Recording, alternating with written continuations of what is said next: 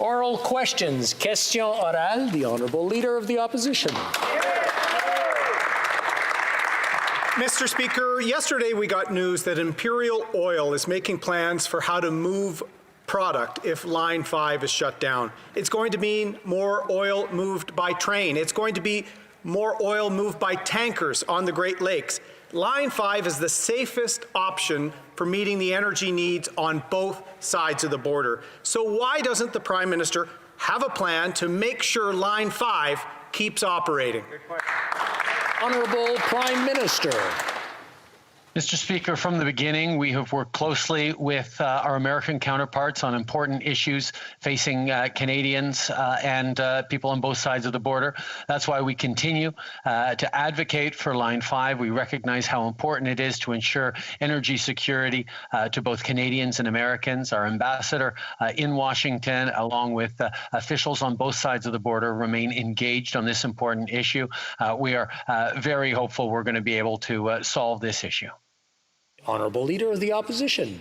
Mr. Speaker, leadership means the Prime Minister should be engaged. He's had 3 calls with American officials, and he hasn't mentioned Line 5 once. 30,000 jobs will be affected if Line 5 is shut down.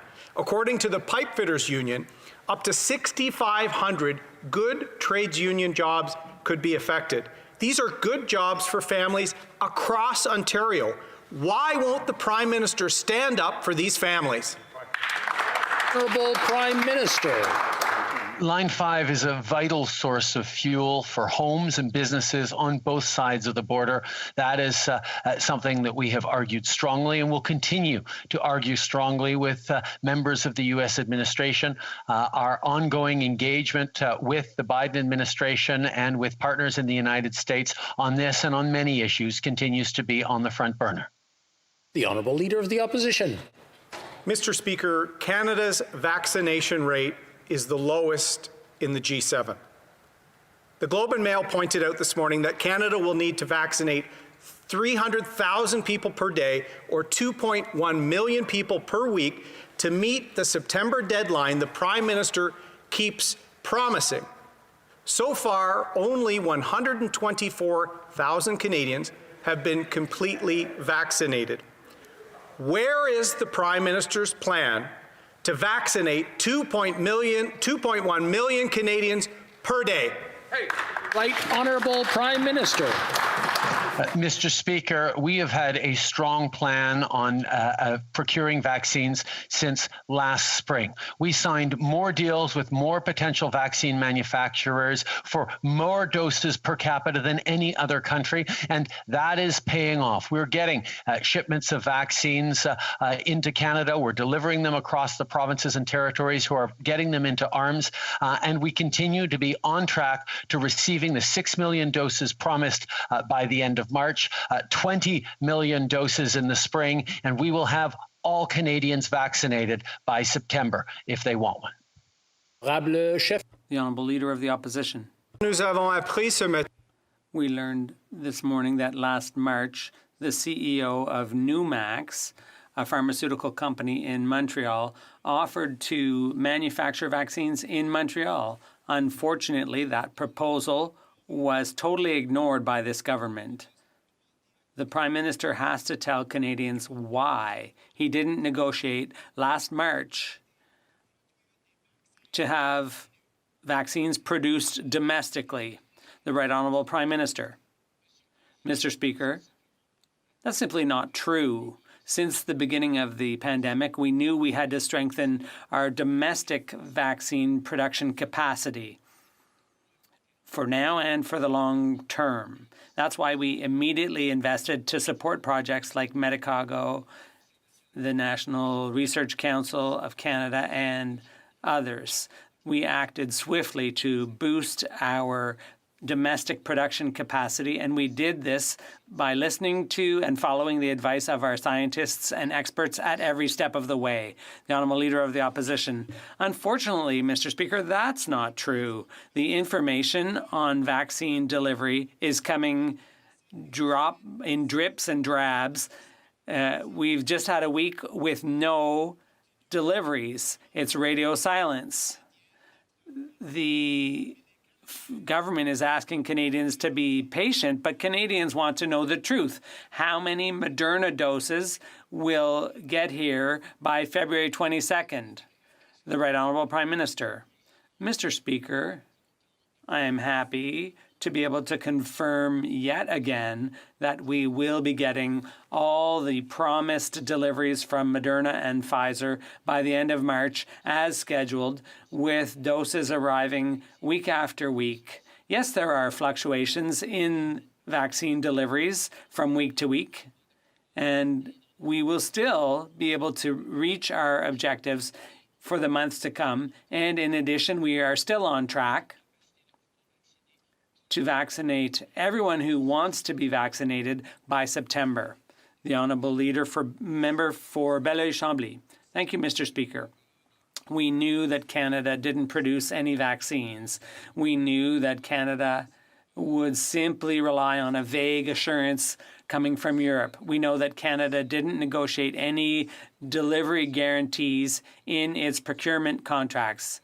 The Prime Minister says everything's hunky-dory because Canada will be producing its own vaccines. However, his own minister reminded us that that won't happen before 2022, or 6 months after the date where they said everyone would be vaccinated. If that's the Prime Minister's strategy to avoid running out of supply, could we at least see the contracts ourselves?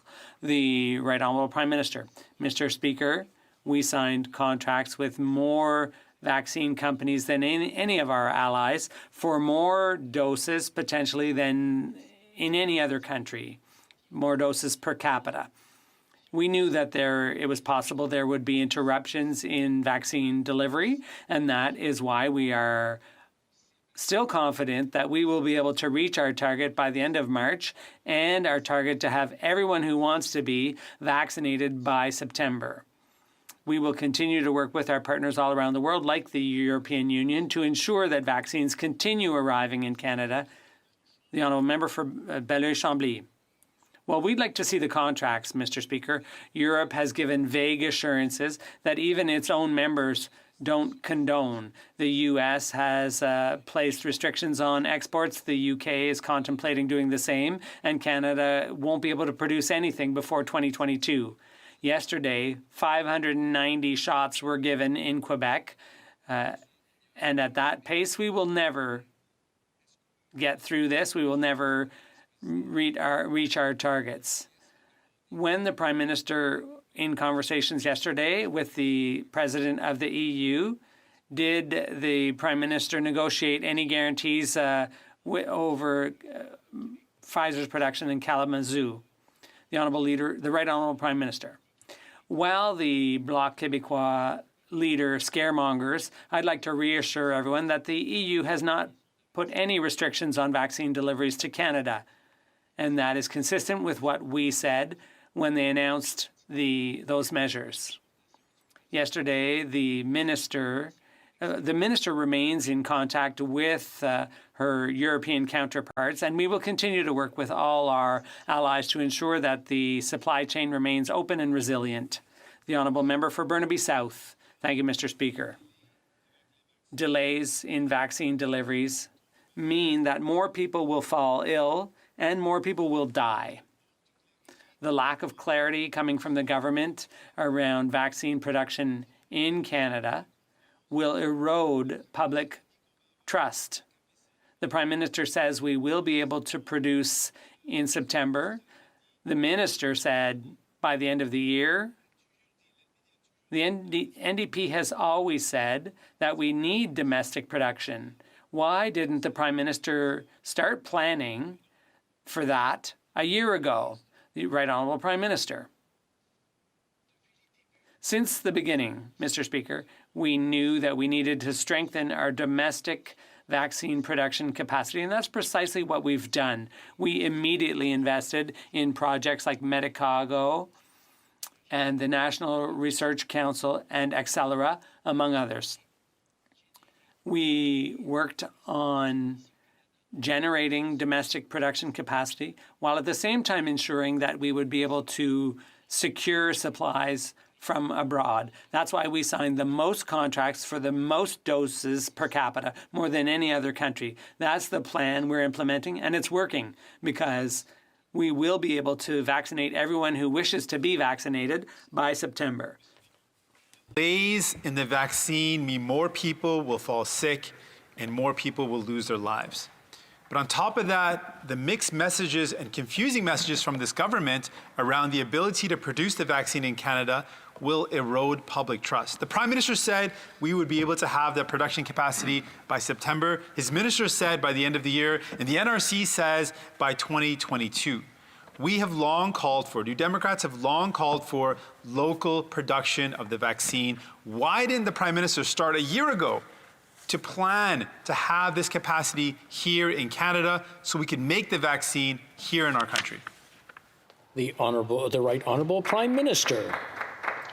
Mr. Speaker, we did start working on creating biomanufacturing capacity a year ago, which is why we immediately made investments in Medicago, Vito Intervac, the NRC, and Abcellera as we develop domestic vaccine capacity. But at the same time, we signed contracts with companies around the world to ensure that we would be able to get Canadians vaccinated. And despite the fears being peddled by members of the opposition parties, I can reassure Canadians we are very much on track to get the 6 million doses or more planned for the end of Q1 and to have everyone who wants a vaccine vaccinated by September. That's the plan we're working with, and that's what we're delivering. The Honourable Member for Chicoutimi-Le-Fjord. Mr. Speaker, the pandemic has highlighted the lack of funding for provincial health systems across Canada. All provinces have called for increased health transfers. The leader of the official opposition has committed to holding a summit on this issue within the first 100 days of a Conservative mandate. The Prime Minister could do this right away. But all he can do is talk about national standards being imposed on the provinces. Why hasn't he taken action and increased health transfers to the provinces? The Right Honourable Prime Minister. Mr. Speaker, I wouldn't want my honourable colleague to mislead the House. We have had a meeting with the provinces and territories to talk about health transfers, and we all agreed that we need to boost health transfers to the provinces. There's no question about that. And by way of proof, we have transferred billions of additional dollars during this pandemic to help the provinces, including to help seniors in long-term care facilities. We will continue to invest in healthcare systems all across the country. We will be there to be long-term partners in these increases. The Honourable Member for Chicoutimi-Le-Fjord. Mr. Speaker, the Liberals claim they want to boost funding for long-term care, but that funding comes with ridiculous strings attached that add to the burden the provinces are already under. The leader of the official opposition is committed to increasing transfers in a clear, predictable, and unconditional manner. Why does the Prime Minister not trust the provinces to run their own healthcare systems? The Right Honourable Prime Minister. Mr. Speaker, I'm very disappointed with my colleague who calls our concerns about seniors ridiculous. Seniors all across the country would like to be treated as well as anyone else, anywhere else in the country. What the federal government has proposed is to work with the provinces and territories and to ensure that we share best practices so that there's no senior anywhere in the country who says, oh, I wish I lived in a different province because seniors are treated better there. The idea of having high-quality services for all seniors is a responsibility we all share. The Honourable Member for Charlesbourg-Haute-Saint-Charles. Mr. Speaker, yesterday the Prime Minister said domestic vaccine production would start in September, but the Minister contradicted him, saying more likely by the end of the year. Later on the news, the middle of next year was suggested. At the start of this crisis, the Prime Minister signed a vaccine production agreement with China instead of Canadian companies. Clearly, vaccines could have been produced in Canada. Can the Prime Minister explain to Canadians why he chose Chinese companies over Canadian ones? The Right Honourable Prime Minister. The honourable members in the opposition have repeatedly said things that aren't quite true. What I said in my press conference was that the construction of facilities would occur over the summer, and the industry minister confirmed that production would begin by the end of the year. We will continue to work to accelerate the arrival of vaccines to Canada and with domestic production, but above all by working with our international partners so that we can vaccinate everyone by September. The honourable member for Charlesbourg, Haute-Saint-Charles. Mr. Speaker, are we to understand that those new buildings won't be ready to produce vaccines here until the end of the year, so that won't help with the current pandemic? There was a company in Montreal that said they could produce vaccines quickly, but nobody even called them back when they made the offer, and I'm talking about Nuvax. Can the Prime Minister explain why he didn't negotiate with those companies earlier? The Right Honourable Prime Minister. Since the spring, Mr. Speaker, we've been investing in various vaccine producers in Canada. We've created partnerships. We've invested millions based on the best recommendations of our experts in vaccination and public health. We've always followed the advice of our experts, and we are still there to invest in science, research, and protecting Canadians to ensure that everyone can get vaccinated by September of this year. The honourable member for Calgary-Nose Hill. Mr. Speaker, earlier in question period, the Prime Minister said that there would be fluctuations, that's his word, in vaccine delivery in coming weeks. And that's a big problem because if there are unexpected, quote, fluctuations, it makes it very difficult for the provinces to properly time the 2 doses of the top candidates. So fluctuations are a problem. Can the Prime Minister tell Canadians if he's expecting a reduced or zero shipment from Moderna on the week of February 22nd? Right Honourable Prime Minister. Mr. Speaker, we knew that vaccine production was going to be a massive challenge for companies around the world to develop and produce a vaccine that didn't exist yet when we were signing these contracts last summer. That's why we signed so many different contracts for so many potential doses for Canadians to ensure that we would be able to get Canadians vaccinated regardless of challenges or, yes, fluctuations in the week-to-week delivery program. That's why we can continue to guarantee we will receive those 6 million doses we promised by the end of Q1. We will have everyone vaccinated by September of 2020 who wants one. Yeah, the honourable member for Calgary-Nose Hill. Well, if the Prime Minister is admitting that he knew there would be problems with delivery because he depended entirely on signing contracts with other countries for production, maybe he should have had a plan to develop domestic capacity before the end of this year. I think it's really important for the Prime Minister to be clear on this on behalf of the provinces and every public health person who's trying to deliver vaccines. Is he expecting limited or no doses from Moderna to be delivered on the week of February 22nd? The Right Honourable Prime Minister.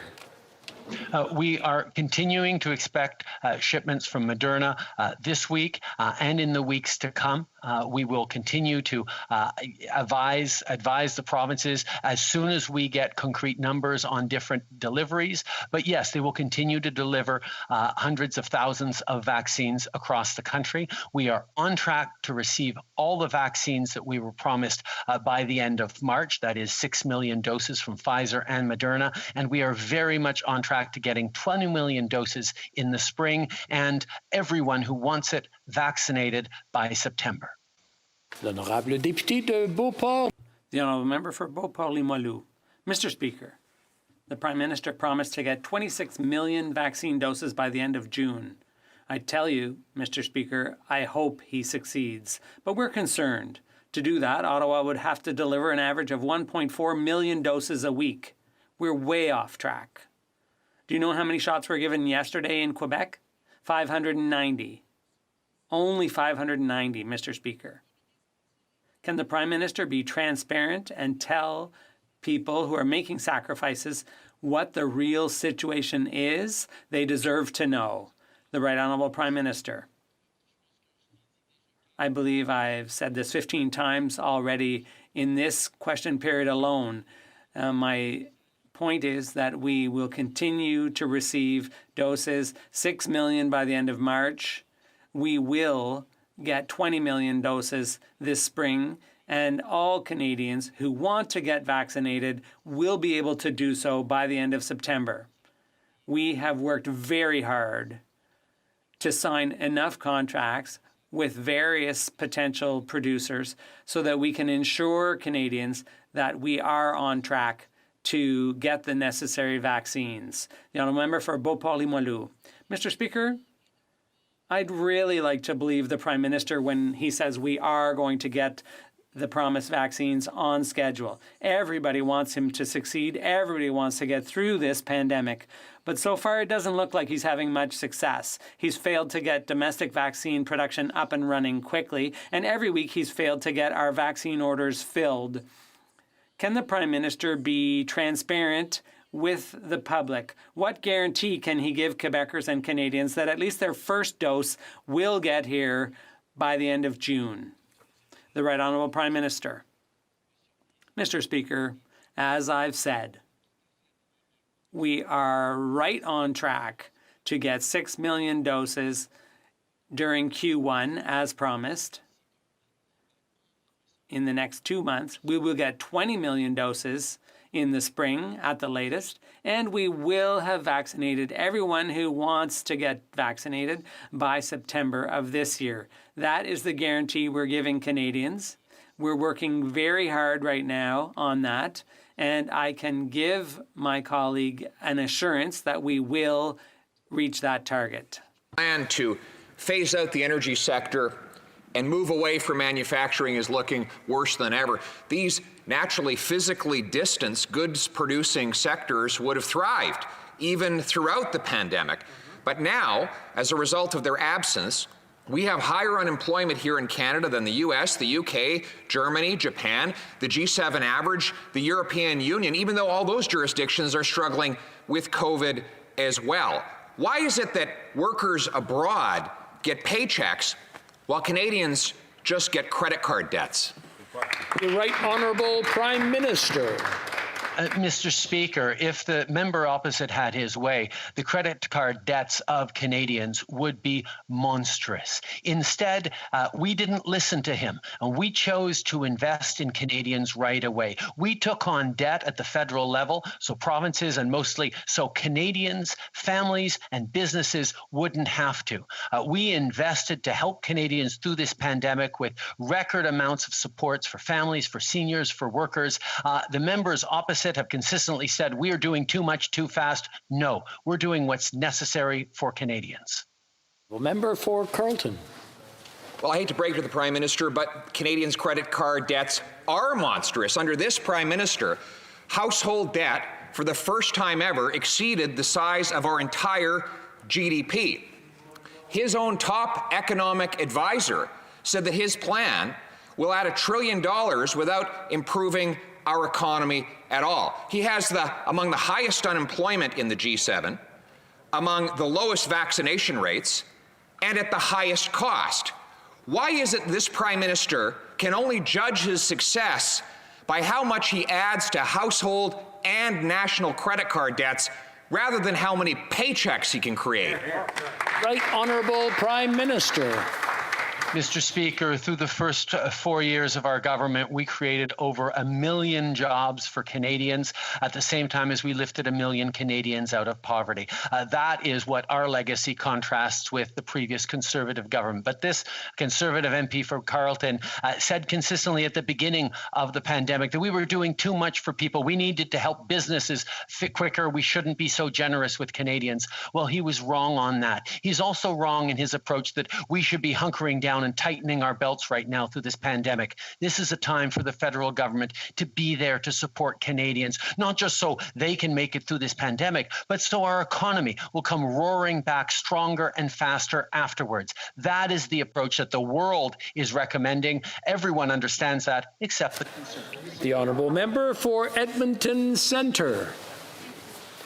Mr. Speaker, the U.S. government said Huawei is an espionage arm of the Chinese military and urged Canada not to use their 5G technology. In November, Parliament called on the government to make a decision blocking Huawei's involvement in 5G. Today, Minister Champagne announced 14 NSERC projects for $4.7 million in partnership with, you guessed it, Huawei. Mr. Speaker, why does this government continue to give Canadian tax dollars and intellectual property to Huawei?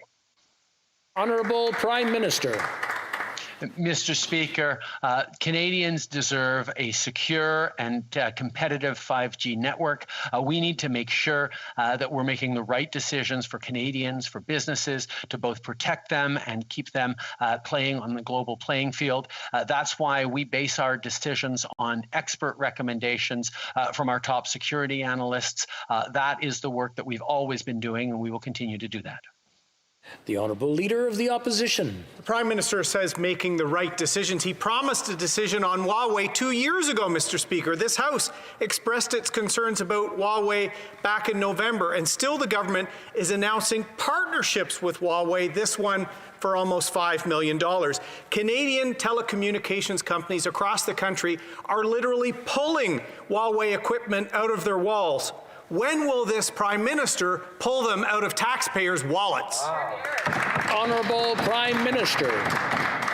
Mr. Speaker, no government has invested more in making broadband available for rural Canadians across the country, improving cell service, making those investments that are making a huge difference for Canadians, particularly during this time of pandemic. We will continue to make the right decisions for Canadians, for their security and for their access to telecommunications based on the best recommendations of our experts. The Honourable Member for Skeena-Bulkley Valley. Mr. Speaker, the government asked Canadian Airlines to cancel flights to vacation spots, but American Airlines can still fly to the same destinations. While other countries acted swiftly to help their air sectors, we're now a year into the pandemic and Liberals continue to leave Canadian workers behind. The result? Thousands have lost their jobs and more layoffs are on the way. For months, we've been calling for targeted support tied to keeping workers employed and restarting regional routes like Prince Rupert. We keep hearing talks are happening. Will the Prime Minister act before it's too late and there are no jobs left for workers to return to? The Right Honourable Prime Minister. Mr. Speaker, we've sent over $1.5 billion to the airline sector to support workers with the wage subsidy through this COVID pandemic. We recognize how difficult this is for the airline sector, for the travel and tourism sector, and that's why we are there to support them and why we continue to work with them. We were very pleased that airlines stepped up to cancel flights to sun destinations at this particular point, and we will continue to work with them to ensure that we have a vibrant and competitive air sector after this pandemic, because boy, oh boy, are Canadians looking forward to traveling once this is done. The Honourable Member for Victoria. Mr. Speaker, last week, President Biden followed the EU by issuing an executive order to eliminate fossil fuel subsidies, saying, "I don't think the federal government should give handouts to big oil." But that is exactly what this Liberal government keeps doing, giving handouts to big oil and gas companies. Not only are the Liberals not protecting workers, they're falling behind governments like the US and the EU and failing on climate action. When will this Prime Minister stop dragging his feet? We need to end all fossil fuel subsidies now. The Right Honourable Prime Minister. Mr. Speaker, we were pleased to see the U.S. follow in our lead on banning fossil fuel subsidies. We are very much on track for eliminating fossil fuel subsidies in partnership with allies around the world as scheduled.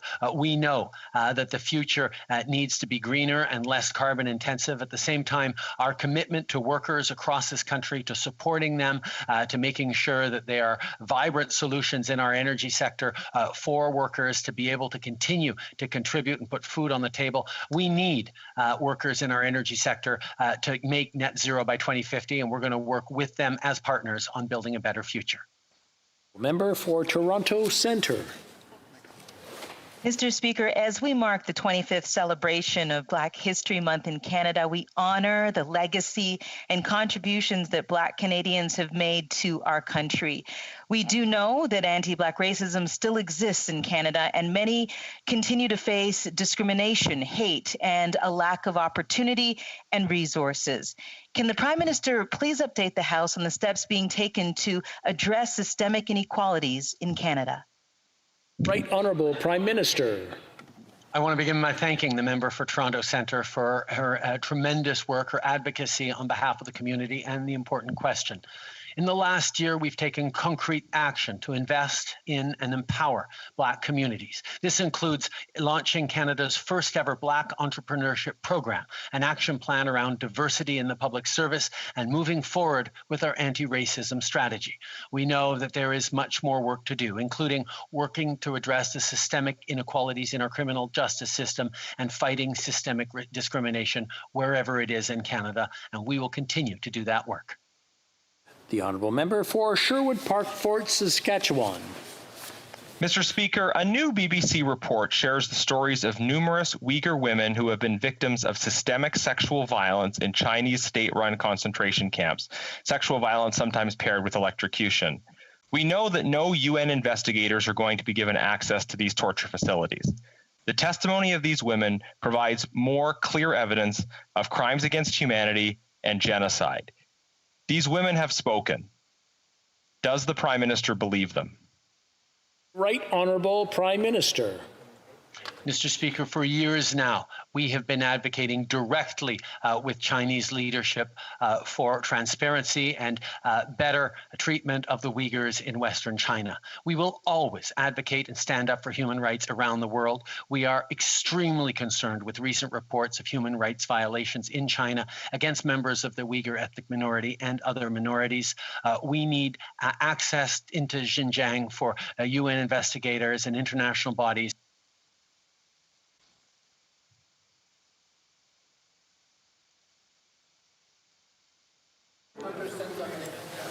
I just want to point out that I believe the Prime Minister's mute button went on. I'm not sure how that happened. Doesn't. Leave him on mute, Speaker. Maybe just. On a matter of order, I would appreciate hearing the rest of the Prime Minister's answer. He had about 5 seconds left. I'll let him go on. The Prime Minister, if he wants to go and continue for 5 seconds, the end of his answer. That's okay with everyone? Mr. Speaker, we need greater transparency. We need to have international investigators, including from the UN, accessing the Xinjiang province to be able to keep people safe there and everywhere around the world. We will continue our advocacy and protection of these individuals. Very good. The Honourable Member for Sherwood Park, Fort Saskatchewan. Mr. Speaker, if the Prime Minister is going to wait until the government of China allows independent investigators in to investigate their crimes, these investigations are just never going to happen. The government has a responsibility to listen to this testimony. And we've heard that testimony. And I would submit to the Prime Minister, if he hasn't, please read the BBC report on this. These women are speaking out about systemic sexual violence that they have experienced in contemporary concentration camps. So if we don't call that genocide, Mr. Speaker, then what name would the Prime Minister apply to these crimes? Right Honourable.